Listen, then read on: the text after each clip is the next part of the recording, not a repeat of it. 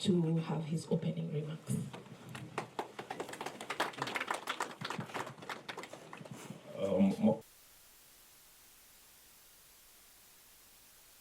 It will be all protocols observed, because sometimes it's a slippery slope, but I trust that you'll... We need those funds coming in, we need those partners coming in to support us and chip in any form so that they can help us get that preparation going, because our main goal and our main cause has been always to try and qualify for the World Cup. Having a corporate partner venture into players, that means they believe in sports, and that's a good sign.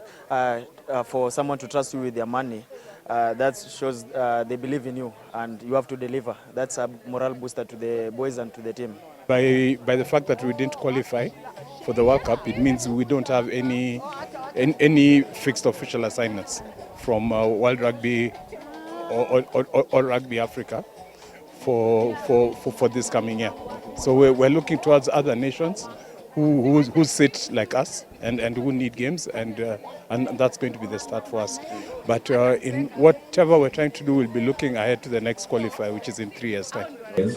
It's been a bit of a journey.